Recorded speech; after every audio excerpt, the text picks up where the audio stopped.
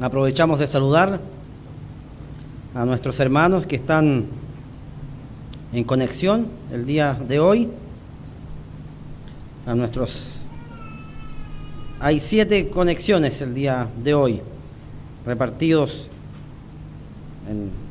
desde Brasil, la familia Macedo.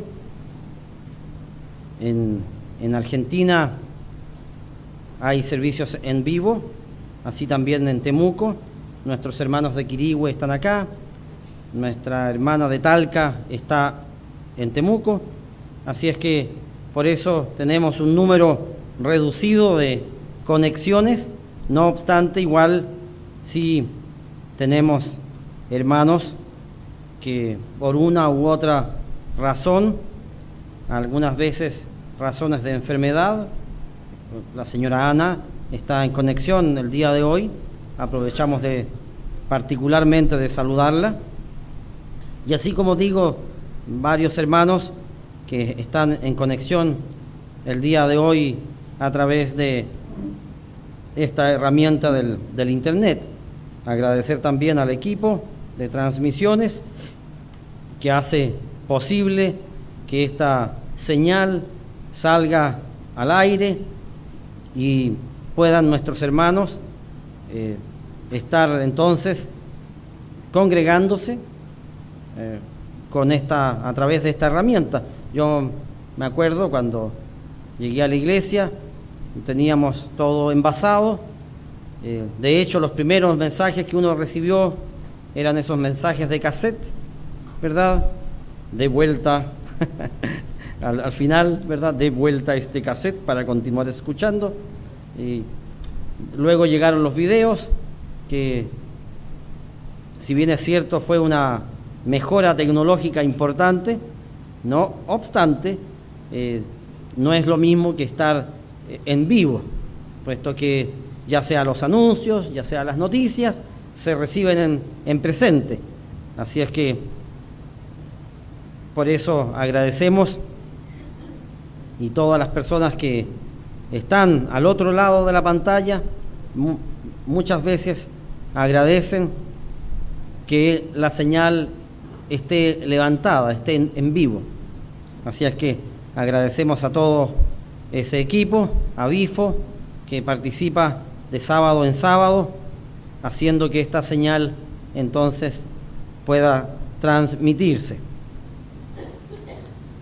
Ahora sí, ya estamos listos para el segundo mensaje de esta tarde, haciendo referencia a una de las cosas que más profundamente impactaron mi ser en aquellos años en los cuales di mis primeros pasos en esta fe, que dicho sea de paso, esta fiesta, particularmente la fiesta de los panes sin levadura, fue, podríamos decir, el primer atisbo que yo tuve con la Iglesia de Dios.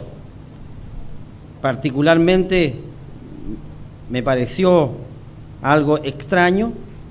Esa fue mi primera sensación que tuve cuando mi polola en esos años, ahora mi esposa, me dijo que iba a ir a una casa a celebrar una noche de guardar que daba inicio a la fiesta de panes sin levadura. Me resultó de lo más anecdótico posible.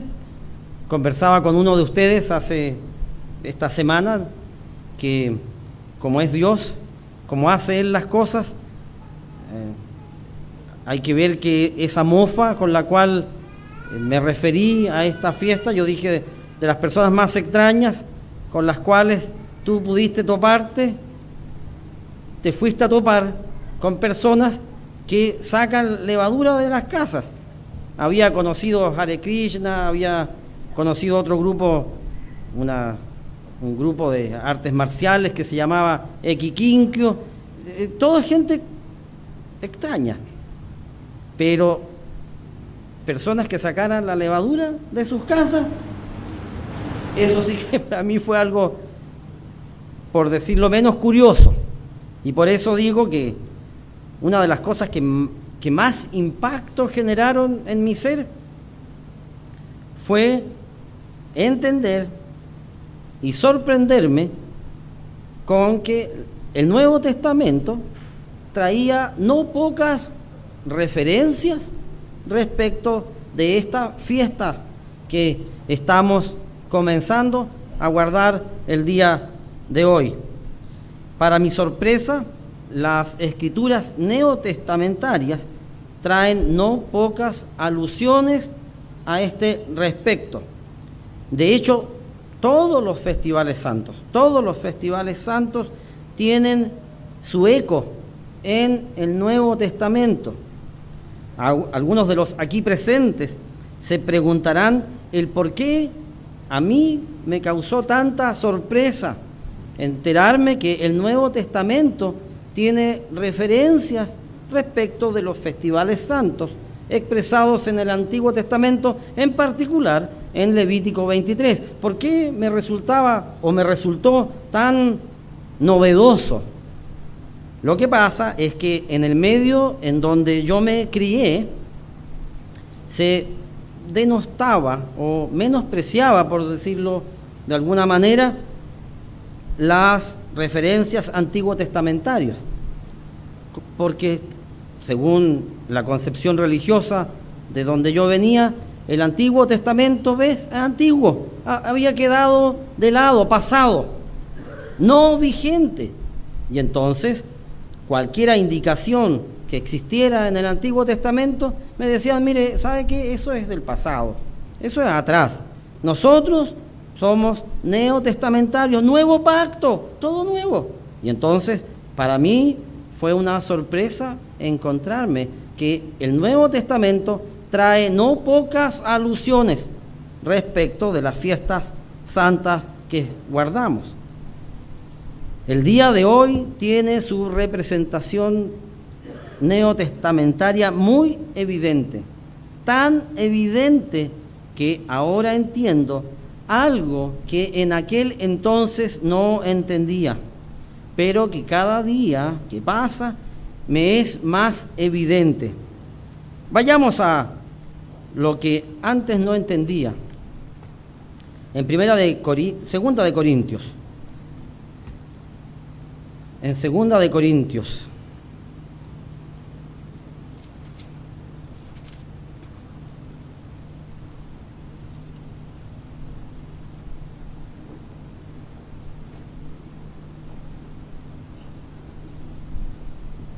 En Segunda de Corintios 4.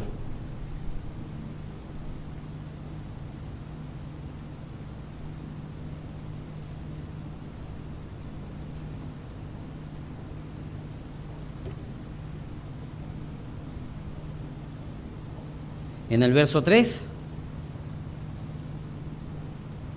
la Escritura dice así: pero si nuestro evangelio está aún encubierto, entre los que se pierden está encubierto, en los cuales el Dios de este siglo cegó el entendimiento de los incrédulos, para que no les resplandezca la luz del evangelio de la gloria de Cristo, el cual es la imagen de Dios. El Dios de este siglo ciega la mente del incrédulo para que no vea, ni oigan, ni entiendan. Algo que no entendía en aquel entonces era precisamente esto. No se trata que uno abra las Escrituras, las lea y las entienda. No, no es así. Dios se revela, se manifiesta. Y la Escritura dice, bueno, que así como en Mateo 13, ¿se acuerdan la parábola del sembrador? Aquel que escucha la palabra, el primero, ¿verdad? Esa semillita que cae ahí a orilla del camino. ¿Qué dice la Escritura? ¿Qué hace el malo? ¿Qué hace el malo? Ciega el entendimiento de los incrédulos. Vayamos allá, Mateo 13.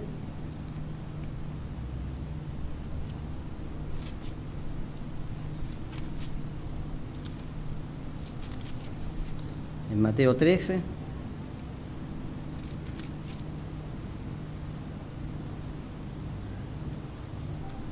en el verso 18. Esta es la primera semilla, la semilla que cayó junto al camino, y vinieron las aves y la comieron. Y cuando Jesús explica la parábola, en el verso 18 dice: oíd pues vosotros la parábola del sembrador. Cuando alguno oye la palabra del reino y no la entiende, viene el malo y arrebata lo que fue sembrado en su corazón. Este es el que fue sembrado junto al camino. Muchas personas han escuchado este mensaje, muchos no han entendido, y lo que se podría haber nacido, lo que podría haber nacido allí, Satanás lo arrebata. Ahora más que nunca soy más consciente que los que hemos entendido o estamos entendiendo, porque Dios nos ha tomado en sus manos, y desde nuestro génesis en la fe, desde el día en que nosotros escuchamos por primera vez este mensaje, Dios ha estado y sigue trabajando con nosotros. ¿Y saben por qué? Por su sola misericordia. Esto no es algo que nosotros hayamos hecho, algún mérito, algo especial que nosotros hicimos. No es así. Vayamos a Romanos en el capítulo 9. Cada día soy más consciente de esto. En Romanos 9,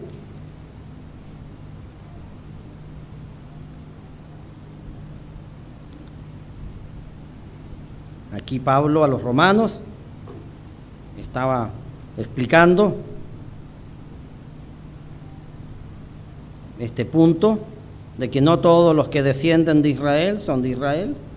Aquí lo vamos a leer. Romanos 9, verso 6.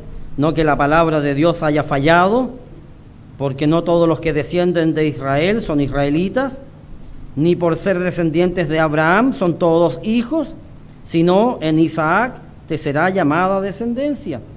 Esto es, no los que son hijos según la carne son los hijos de Dios, sino que los que son hijos según la promesa son contados como descendientes. Porque la palabra de la promesa es esta: por este tiempo vendré y Sara tendrá un hijo.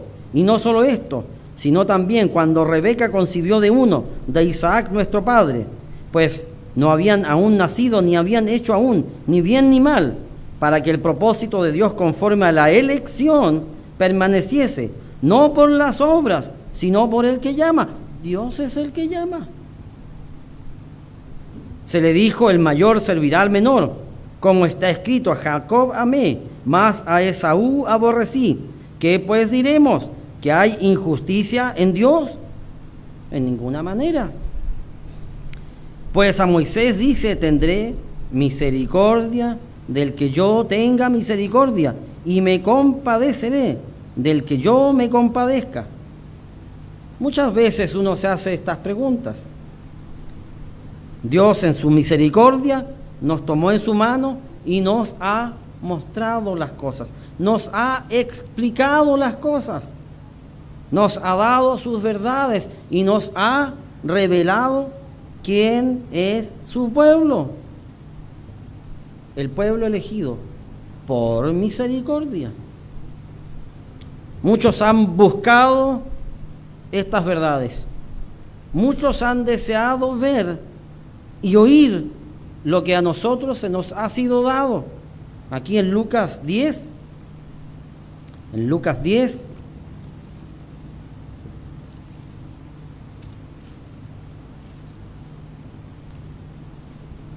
el verso 23,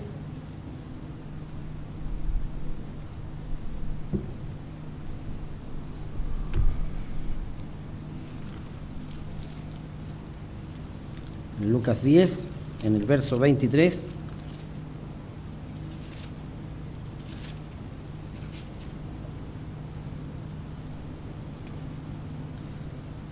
dice: y volviéndose a los discípulos les dijo aparte: bienaventurados los ojos que ven lo que vosotros veis. Porque os digo que muchos profetas y reyes desearon ver lo que vosotros veis y no lo vieron, y oír lo que oís y no lo oyeron. Dios nos ha abierto el entendimiento por su sola misericordia. Aquí en Lucas, en el último capítulo, en el capítulo 24, en el verso 44, cuando Jesús le aparece a sus discípulos una vez resucitado,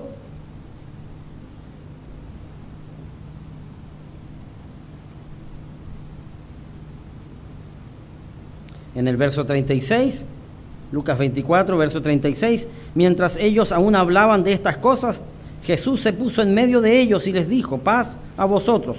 Entonces, espantados y atemorizados, pensaban que veían espíritu. Pero él les dijo: ¿por qué estáis turbados y vienen a vuestro corazón estos pensamientos? Mirad mis manos y mis pies, que yo mismo soy, palpad y ved, porque un espíritu no tiene carne ni huesos como veis que yo tengo. Y entonces, y diciendo esto, les mostró las manos y los pies. Y como todavía ellos de gozo no lo creían y estaban maravillados, les dijo: ¿tenéis aquí algo de comer?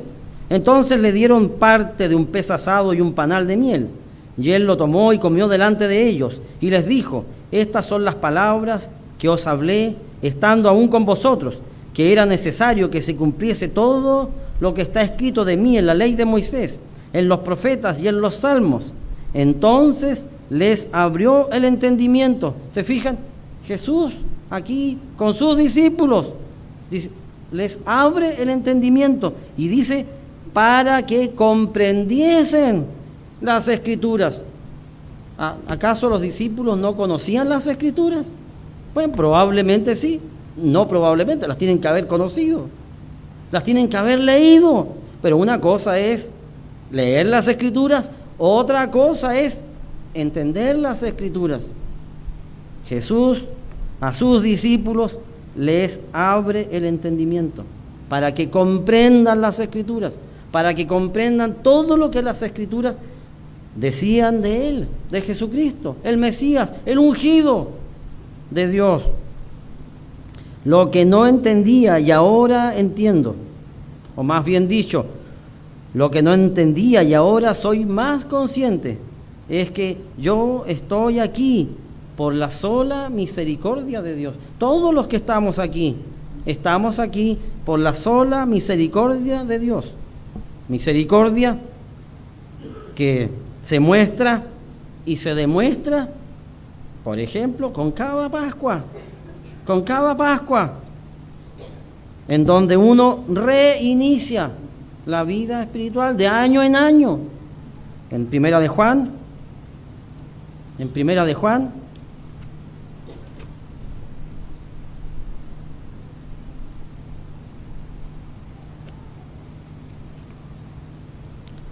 aquí Juan, el discípulo amado por Jesús,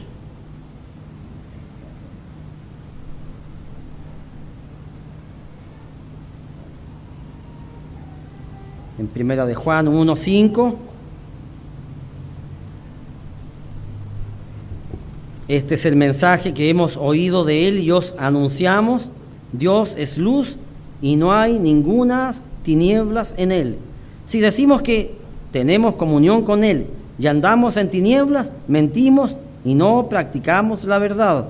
Pero si andamos en luz, como Él está en luz, tenemos comunión unos con otros, y la sangre de Jesucristo, su Hijo, nos limpia de todo pecado. Si decimos que no tenemos pecado, nos engañamos a nosotros mismos, y la verdad no está en nosotros. Si confesamos nuestros pecados, Él es fiel y justo para perdonar nuestros pecados y limpiarnos de toda maldad. Si decimos que no hemos pecado, le hacemos a Él mentiroso, y su palabra no está en nosotros. Cada Pascua leemos esta Escritura. Cada Pascua reflexionamos en esta Escritura. Y cada Pascua somos y debiéramos ser más conscientes que lo que nosotros entendemos no es porque seamos tengamos una inteligencia superior o porque tenemos un coeficiente intelectual mayor que el resto de las personas que habitan, por ejemplo, aquí en Santiago. No es así. Dios nos ha abierto el entendimiento y Él nos ha llamado. ¿Por qué? Bueno, Él dice, tendré misericordia del que yo quiera tener misericordia. No es cosa de uno, sino que es cosa de Dios. Lo que no entendía y ahora entiendo es que cada fiesta santa en el Antiguo Testamento tiene su correlato en el Nuevo Testamento. Correlato que presenta un aspecto espiritual que en el Antiguo Testamento estaba o resultaba incompleto. Aquí en Mateo 5:17, Jesús dijo: yo no he venido a abrogar, sino a cumplir. Y cuando uno busca la palabra cumplir, viene del griego pleró, que es dar su forma completa. Y por eso el Nuevo Testamento trae un aspecto espiritual que en el Antiguo Testamento resultaba incompleto. Mateo 5, verso 17: no penséis que he venido para abrogar la ley o los profetas. No he venido para abrogar, sino para dar su forma completa. Eso es la palabra cumplir. El correlato neotestamentario presenta detalles que no estaban presentes en las instrucciones antiguotestamentarias. El correlato neotestamentario complementa y da significado al Antiguo Testamento. Vayamos al relato antiguo testamentario respecto de las fiestas santas y luego vamos a ver entonces el correlato neotestamentario. En Levítico 23 está la escritura base con la cual estudiamos y analizamos cada fiesta santa. Levítico 23.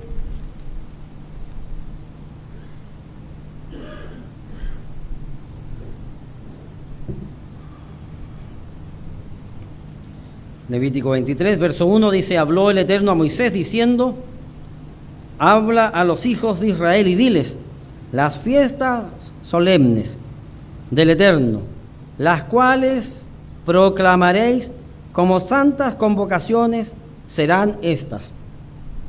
6 días se trabajará, mas el 7º día será de reposo, santa convocación, ningún trabajo haréis.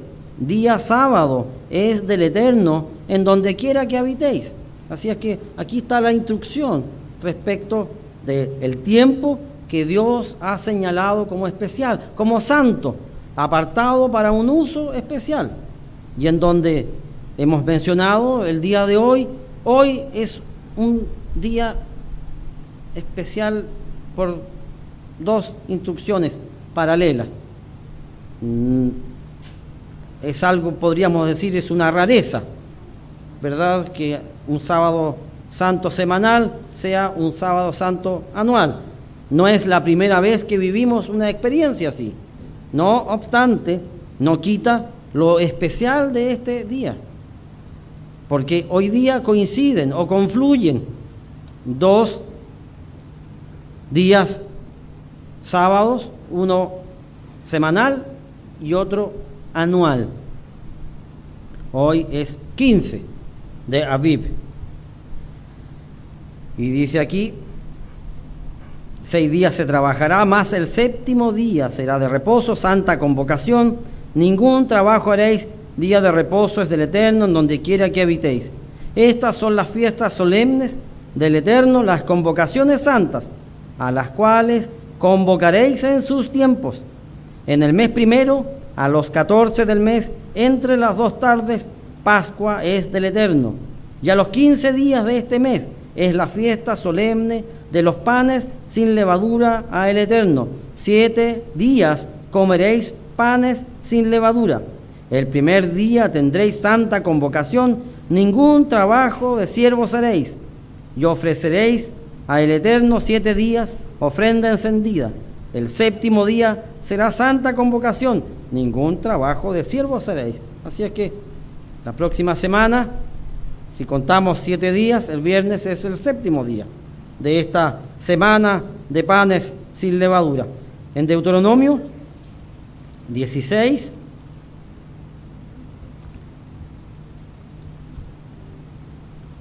otra escritura,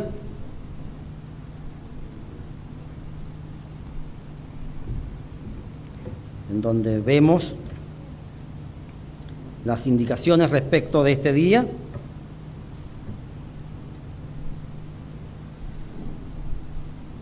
Dice aquí, guardarás, el verso 1, Deuteronomio 16, verso 1,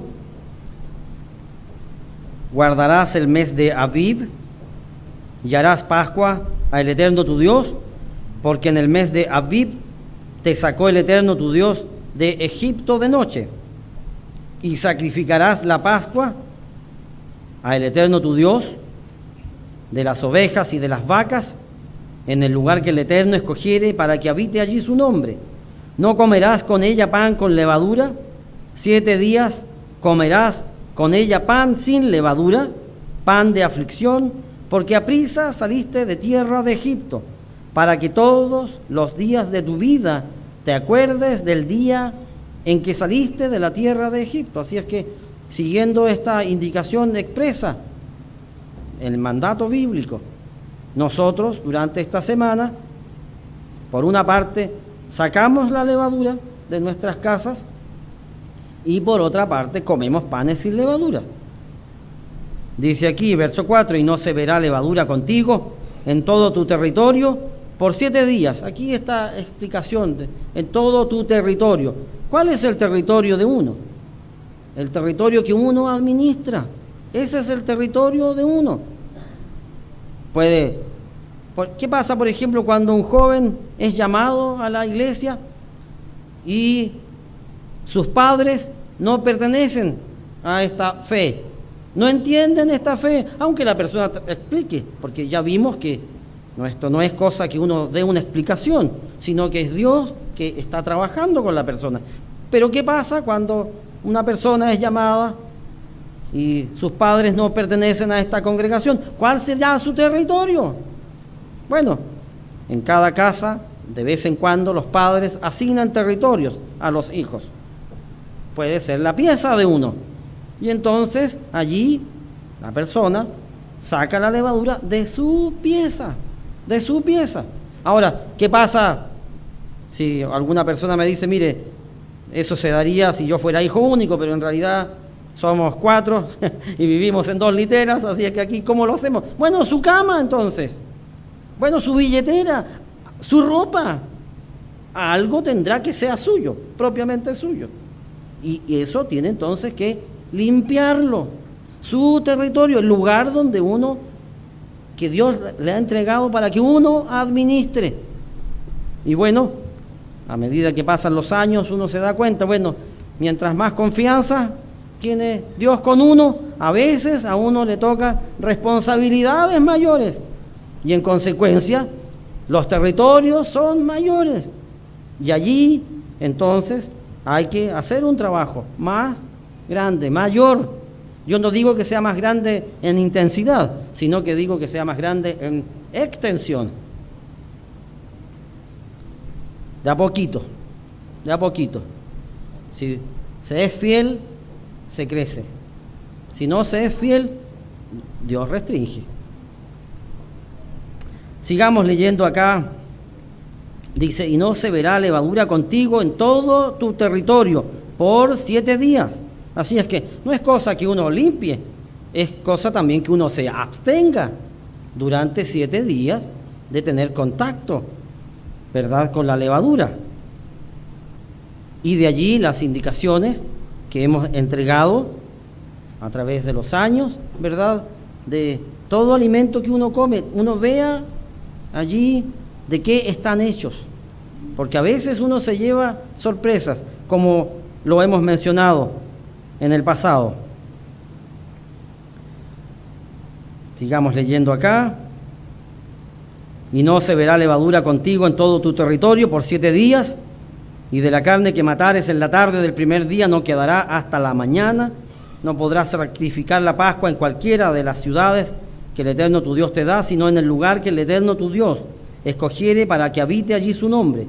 Sacrificarás la Pascua por la tarde, a la puesta del sol, a la hora que saliste de Egipto, y la asarás y comerás en el lugar que el Eterno tu Dios hubiere escogido, y por la mañana regresarás y volverás a tu habitación. 6 días comerás pan sin levadura, y el 7º día será fiesta solemne al Eterno tu Dios. No trabajarás en él. 7 semanas contarás desde que comenzare a meterse la hoz en las mieses, comenzarás a contar las 7 semanas. Una fiesta de Pentecostés,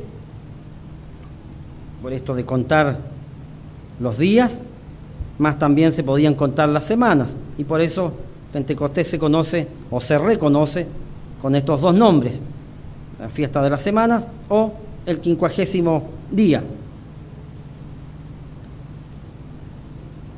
El verso 11: y te alegrarás delante del Eterno tu Dios, tú, tu hijo, tu hija, tu siervo, tu sierva, el levita que habitare en tus ciudades, y el extranjero, el huérfano y la viuda que estuvieran en medio de ti, en el lugar que el Eterno tu Dios hubiere escogido para poner allí su nombre. Así es que los días de fiesta son días de fiesta, son días de fiesta, son días en donde nos alegramos, en donde nos gozamos. Y una de las mejores maneras que uno encuentra en la vida, aprender a gozarse con los hermanos, es aprender a compartir. Y la fiesta de anoche fue un compartir. A veces el compartir no solo implica cosas materiales, a veces el compartir implica compartir bienes espirituales, aprender a escuchar, aprender a condolerse cuando un hermano vive una prueba, aprender a estar con los hermanos. La Escritura dice: y te alegrarás delante del Eterno tu Dios. Y es llamativo aquí cómo el escritor de Deuteronomio, Moisés, va dando los detalles respecto de, para estar alegre, no es solamente el dueño de casa que tiene que estar alegre. Todos los integrantes del grupo familiar tienen que estar alegres. Y si ustedes se fijan, da este detalle. Dice: y te alegrarás delante del Eterno, tú, ¿verdad? El dueño de casa. Pero no es solamente él, sino que dice: tu hijo, tu hija. Esto no hay que hacer acepción de personas. Tu siervo, tu sierva, el levita que habitare en tus ciudades, y el extranjero, el huérfano y la viuda que estuvieren en medio de ti, en el lugar que el Eterno tu Dios te hubiera escogido. ¿Cómo alegrar a una viuda? ¿Cómo alegrar a un huérfano? Bueno, el compartir lo que Dios le ha entregado a algunos más que a otros. Algunas veces es lo económico, algunas veces es lo moral, algunas veces es el compartir, el discernimiento. Eso es compartir. No es solamente una cosa y no es solamente a una parte. Por eso aquí tenemos esta indicación. Ahora bien, vamos al correlato en el Nuevo Testamento. Vamos a repasar aquí en Primera de Corintios.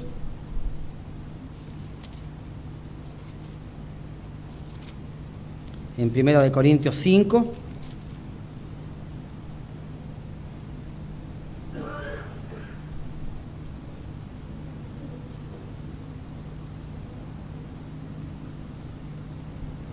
En el verso 7. Aquí Pablo explicita los símbolos de esta primera temporada de fiestas.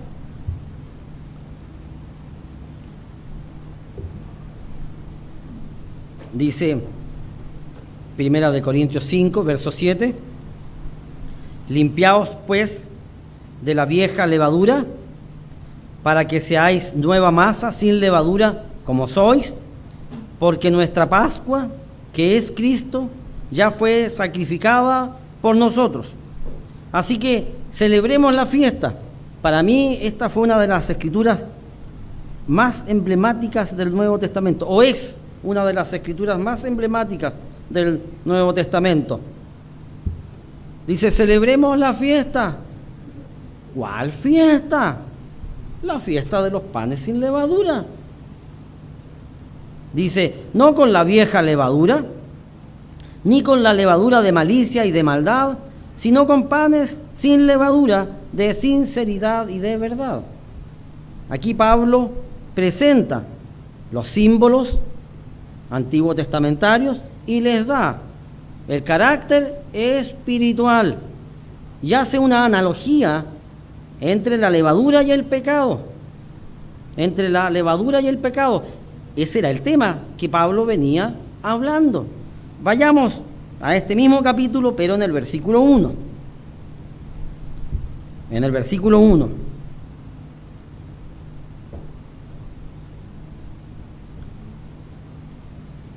Aquí Pablo a los corintios les dice, de cierto se oye que hay entre vosotros fornicación.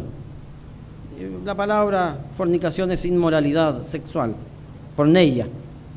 Y tal fornicación cual ni aun se nombra entre los gentiles, tanto que alguno tiene la mujer de su padre. Y vosotros estáis envanecidos. ¿No debierais más bien haberos lamentado para que fuese quitado de en medio de vosotros el que cometió tal acción? Ciertamente yo como ausente en cuerpo, pero presente en espíritu, ya como presente he juzgado al que tal cosa ha hecho. En el nombre de nuestro Señor Jesucristo, reunidos vosotros y mi espíritu, con el poder de nuestro Señor Jesucristo, el tal sea entregado a Satanás para destrucción de la carne, a fin de que el espíritu sea salvo en el día del Señor Jesús. Verso 6. ¿No es buena vuestra jactancia? ¿No sabéis que un poco de levadura leuda toda la masa?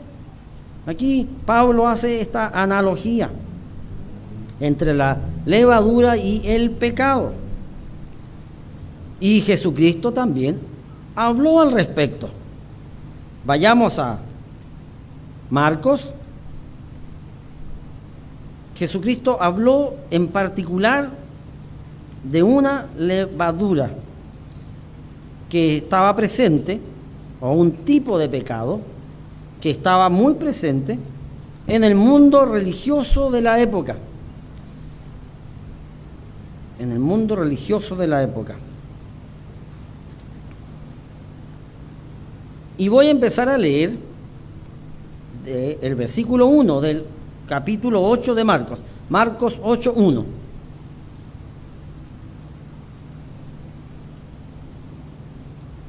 En un momento más les voy a explicar por qué voy a iniciar del versículo 1 y no del versículo 14 como solemos hacer. Vamos allá. Marcos 8, verso 1. En aquellos días, como había una gran multitud y no tenían qué comer, Jesús llamó a sus discípulos y les dijo: tengo compasión de la gente, porque ya hace 3 días que están conmigo y no tienen qué comer. Y si los enviare en ayunas a sus casas, se desmayarán en el camino, pues algunos de ellos han venido de lejos. Sus discípulos le respondieron: ¿de dónde podrá alguien saciar de pan a estos que están aquí en el desierto? Y les preguntó: ¿cuántos panes tenéis? Ellos dijeron: 7.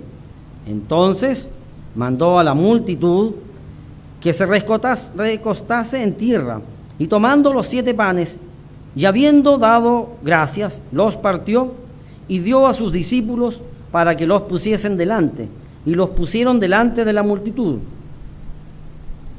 Tenían también unos pocos pececillos, y los bendijo, y mandó que también los pusiesen delante. Y comieron y se saciaron, y recogieron de los pedazos que habían sobrado 7 canastas. Eran los que comieron como 4,000, y los despidió. Y luego, entrando en la barca con sus discípulos, vino a la región de Dalmanuta. Y entonces aquí vemos un milagro extraordinario de parte de Jesús. Extraordinario. Alimentar 4,000 personas con 7 panes y aquí con algunos pececillos. ¿Qué pasa? Vinieron entonces los fariseos y comenzaron a discutir con él, pidiéndole señal del cielo. ¿De qué estamos hablando?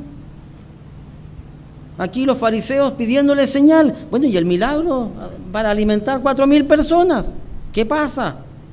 ¿No es importante? Ah, no, pero ellos querían una señal, algo especial. Y entonces Jesús, ¿verdad? Con esto en mente, vayamos aquí, dice, y dejándolos, volvió a entrar en la barca, en el verso 13, y se fue a la otra ribera. 14, habían olvidado de traer pan y no tenían sino un pan consigo en la barca. Y él les mandó diciendo: mirad, guardaos de la levadura de los fariseos y de la levadura de Herodes. Es llamativo. Jesús quedó con esta experiencia. Los fariseos aquí estaban pidiendo una señal, pero ¿qué más señal que un milagro portentoso como la alimentación de los 4,000 hombres? ¿Qué pasaba? Jesús tenía esa capacidad, que es una capacidad solamente de Dios, divina, de conocer el corazón de las personas. Él se dio cuenta que los fariseos no le estaban pidiendo una señal, lo estaban tentando, lo estaban poniendo a prueba, pero no estaban pidiendo una señal. Y entonces Jesús se dio cuenta de la hipocresía en las palabras de los fariseos. Aquí, como dije hace un momento, Jesús se quedó pensando en la actitud de los fariseos. Y por eso les dijo a sus discípulos: cuídense de este pecado, de esta levadura. Aquí en Lucas 12,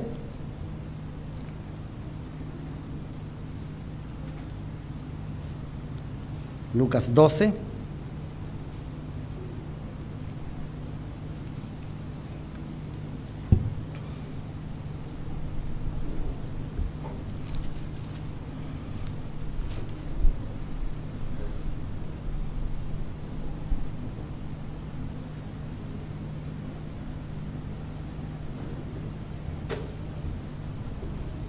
dice en el verso 1: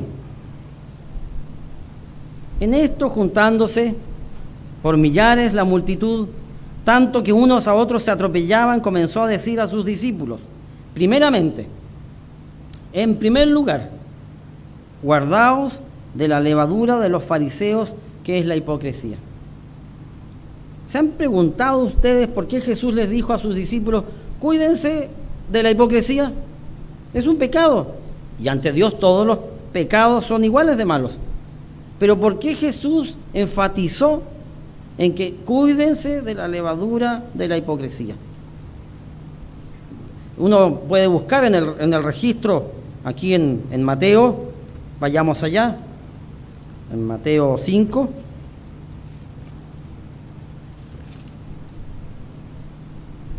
con respecto al adulterio. Por ejemplo,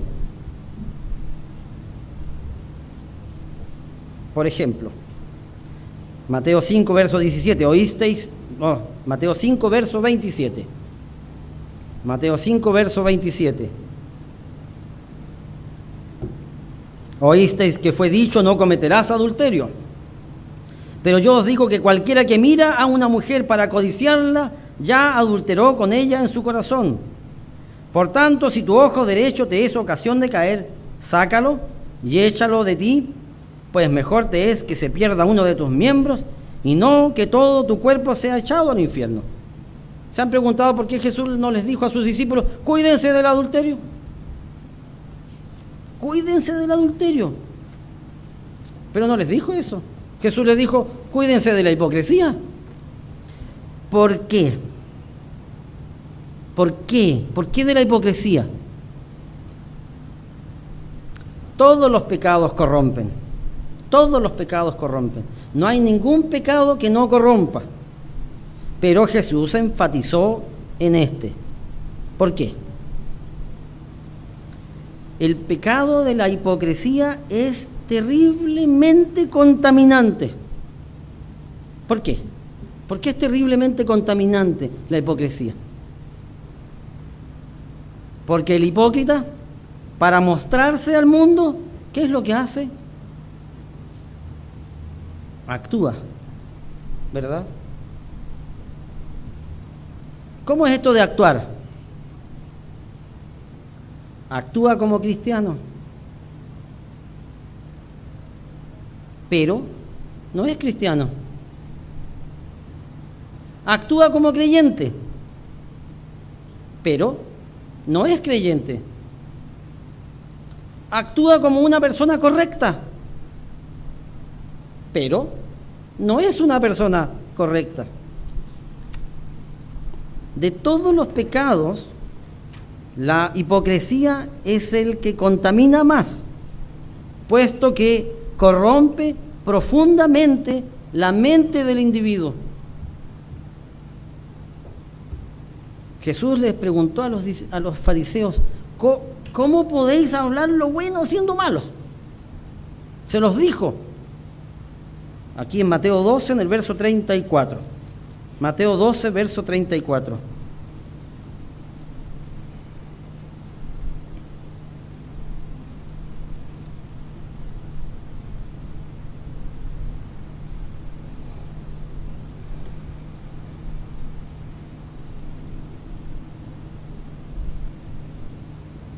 Generación de víboras. Eso le decía Jesús a los fariseos. ¿Cómo podéis hablar lo bueno siendo malos? ¿Cómo podéis hablar lo bueno siendo malos? ¿Cómo se puede hacer eso? Siendo hipócrita. Siendo hipócrita. Uno se presenta de una manera, pero uno es de otra manera. Y por eso es tan peligroso volverse hipócrita. Porque, mis hermanos, todos los aquí presentes podemos volvernos hipócritas. Esto no es algo que estaba, ¿verdad?, circunscrito a los dirigentes religiosos de esa época. Oh, qué malos eran esos hombres. Esos hombres sí que eran malos. Pero uno también puede volverse hipócrita. Y por eso Jesús les dijo a sus discípulos, cuídense de la hipocresía. Cuídense de andar actuando. Porque una de las tragedias en la vida del hipócrita es que dejan de entender. Dejan de entender. Aquí en Juan 8, en Juan 8,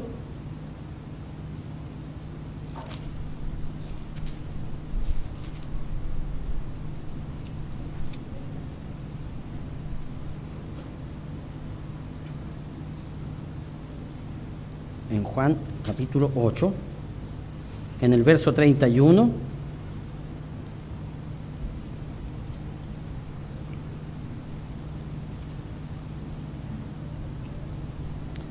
dice aquí, dijo entonces Jesús a los judíos que habían creído en él, si vosotros permanecéis en mi palabra, seréis verdaderamente mis discípulos, y conoceréis la verdad, y la verdad os hará libres. Le respondieron: linaje de Abraham somos, y jamás hemos sido esclavos de nadie. ¿Cómo dices tú seréis libres? Jesús les respondió: de cierto os digo, que todo aquel que hace pecado, esclavo es del pecado. Y el esclavo no queda en la casa para siempre, el Hijo sí queda para siempre. Así que, si el Hijo os libertare, seréis verdaderamente libres. Sé que sois descendientes de Abraham, pero procuráis matarme, porque mi palabra no haya cabida en vosotros. Yo hablo lo que he visto cerca del Padre, y vosotros hacéis lo que habéis oído cerca de vuestro Padre. Aquí Jesús reconociendo quién era el padre de aquellos hombres que buscaban matarlo. Y ellos decían: mira, no, si nosotros somos religiosos, nosotros guardamos las fiestas. Pero ojalá lo podamos matar para esta fiesta. ¿Cómo se llama eso? Eso se llama hipocresía. Dice aquí, un poco más adelante, versículo 46, ¿quién de vosotros me redarguye de pecado? Pues si digo la verdad, ¿por qué vosotros no me creéis? El que es de Dios, las palabras de Dios oye. Por esto no las oís vosotros, porque no sois de Dios. Jesús les decía eso a los fariseos, que actuaban, a los fariseos que tenían esta conducta hipócrita. Como dije hace un momento, definitivamente hay que cuidarse de todos los pecados, por supuesto, de todos los pecados, pero la hipocresía corrompe más rápido. ¿Saben por qué? Yo tengo una hipótesis, porque impide las ayudas externas. ¿Cómo ayudar a un hipócrita? ¿Cómo ayudar a un hipócrita? ¿Cómo ayudar si parece bien? Si parece bien, ¿cómo lo voy a ayudar? Como dije hace un momento, los seres humanos no poseemos la capacidad de Dios. Dios reconoce los corazones, nosotros no. Los seres humanos nos equivocamos en nuestras evaluaciones, porque no sabemos ni reconocemos qué es lo que hay dentro de la persona. Nosotros no poseemos esta capacidad que es de Dios. Ahí en Jeremías 17, el 9 y el 10, la Escritura dice que Dios conoce los corazones, nosotros no. Y entonces, ¿cómo saber las intenciones que hay dentro del corazón de otro hombre? La hipocresía imposibilita que haya terceros que lo puedan ayudar. ¿Ayudar a qué? A arrepentirse. Aquí en Santiago 5, 19.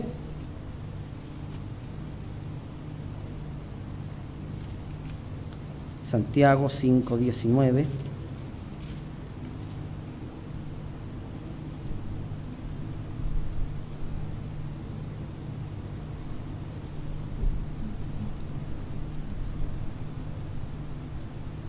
Las funciones que entre hermanos podemos tener. Dice aquí, Santiago 5, verso 19, hermanos, si alguno de entre vosotros se ha extraviado de la verdad y alguno le hace volver, sepa que el que haga volver al pecador del error de su camino, salvará de muerte un alma y cubrirá multitud de pecados. Cuando una persona peca y un hermano se acerca y tiene encuentra ese clic, ¿verdad? Esa conexión, esa confianza que a veces no se da entre todas las personas. La persona abre el corazón y la otra, el hermano lo ayuda y le dice: mira, tienes que hacer esto, tienes que hacer aquello. Pero ¿qué pasa con el hipócrita? No permite precisamente hacer esto. esto, precisamente no. ¿Por qué? ¿Cómo va a ayudar uno a, no sé, si la persona asiste y guarda todas las cosas? ¿Qué le va a ayudar uno? Si está súper bien. El hipócrita actúa. ¿Cómo ayudar a un hipócrita? Dios puede ayudar. De allí que hay que cuidarse de esta forma de pecado, por lo dañina que es,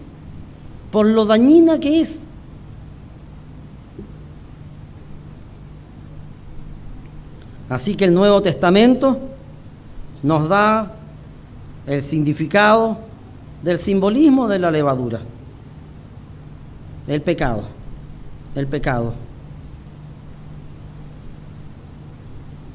Vayamos un momento, antes de terminar, a otro significado, a otro símbolo.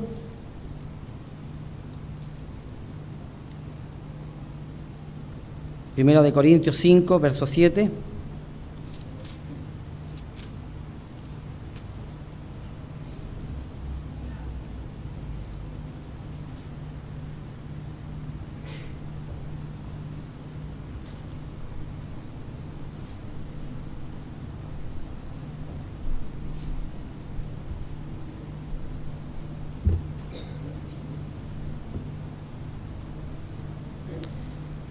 Dice aquí: limpiaos pues de la vieja levadura, para que seáis nueva masa, sin levadura, como sois, porque nuestra Pascua, que es Cristo, ya fue sacrificada por nosotros. Aquí encontramos el simbolismo perfecto de Jesucristo, nuestra Pascua. Jesucristo reemplazó al Cordero Pascual. El sacrificio de Jesucristo, la sangre del nuevo pacto, cubre y borra nuestros pecados. ¿Cómo podemos vivir esta vida sin pecado? A través del sacrificio de Jesucristo. Sin ese sacrificio no podríamos vivir una vida sin pecado. El sacrificio expiatorio. Vayamos aquí a Hebreos 9. Hebreos 9.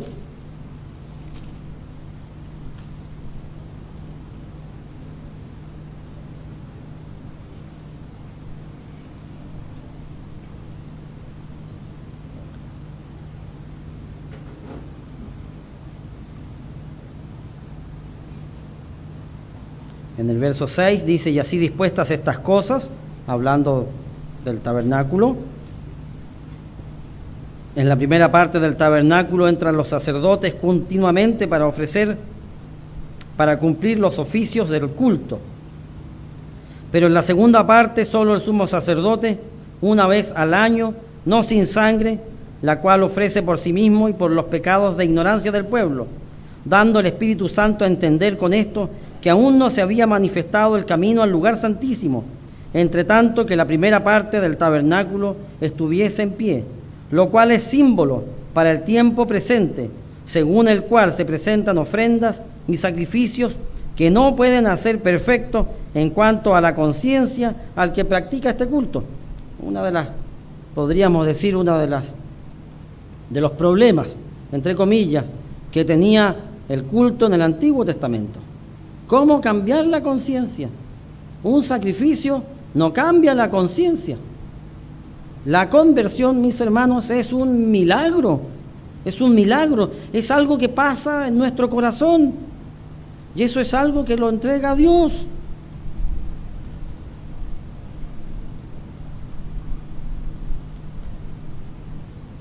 Verso 10, ya que consiste solo de comidas y bebidas, de diversas abluciones y ordenanzas acerca de la carne impuestas hasta el tiempo de reformar las cosas.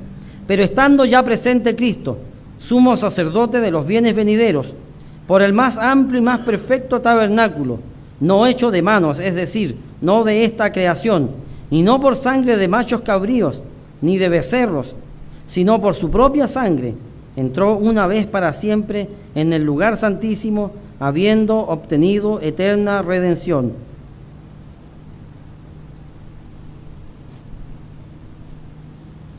Verso 23, fue pues necesario que las figuras de las cosas celestiales fuesen purificadas así, pero las cosas celestiales mismas, con mejores sacrificios que estos, porque no entró Cristo en el santuario hecho de mano, figura del verdadero, sino en el cielo mismo, para presentarse ahora por nosotros ante Dios, y no para ofrecerse muchas veces, como entra el sumo sacerdote en el lugar santísimo, cada año con sangre ajena. De otra manera le hubiera sido necesario padecer muchas veces desde el principio del mundo, pero ahora en la consumación de los siglos se presentó una vez para siempre por el sacrificio de sí mismo para quitar de en medio el pecado, y de la manera que está establecido para los hombres que mueran una sola vez y después de esto el juicio, así también Cristo fue ofrecido una sola vez para llevar los pecados de muchos, y aparecerá por segunda vez sin relación con el pecado para salvar a los que le esperan. El sacrificio perfecto de Jesucristo. Jesucristo simboliza el sacrificio perfecto. Jesucristo es ese cordero que se sacrificaba de año en año y que recordaba al pueblo esa primera Pascua en donde los primogénitos murieron y luego de ello vino la liberación. Cristo es ese sacrificio y por medio de Cristo hemos sido liberados de la esclavitud del pecado. Las fiestas de panes sin levadura y Pascua son las fiestas que estamos guardando. Hoy es una santa convocación doble, una santa convocación que tiene duplicidad de mensajes. Y cuando hablo de duplicidad, hablo de énfasis en el mensaje, no que hayan mensajes distintos. Si hacemos lo correcto, este día de sábado, primer día de la fiesta de panes sin levadura, podemos deleitarnos en el Señor. Como dice Isaías 58, no hablando nuestras palabras, sino recordando lo que estamos viviendo. No solamente hablar cosas triviales, sino también enfatizar en lo espiritual. Somos sacerdotes de Dios, comprados por precio, con la sangre preciosa de nuestro Señor Jesucristo. Aquí para terminar, en Isaías 58,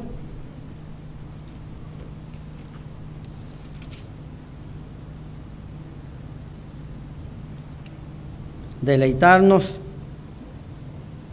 en este día, sábado santo, doble. Si retrajeres, 58:13, si retrajeres del día sábado tu pie de hacer tu voluntad en mi día santo, y lo llamares delicia, santo, glorioso del Eterno, y lo venerares, ese es un día que hay que respetar. No andando en tus propios caminos, ni buscando tu voluntad, ni hablando tus propias palabras. Dice entonces te deleitarás en el Eterno. Y yo te haré subir sobre las alturas de la tierra, y te daré a comer la heredad de Jacob tu padre, porque la boca del Eterno lo ha hablado. La fiesta que estamos viviendo es una fiesta tremendamente significativa para todos nosotros hoy. El día de sábado que estamos viviendo hoy es un día tremendamente significativo para los hijos de Dios. Deleitémonos y gocémonos de este día, porque es un día santo, es un día doblemente santo, un día de fiesta. Buenas tardes a todos.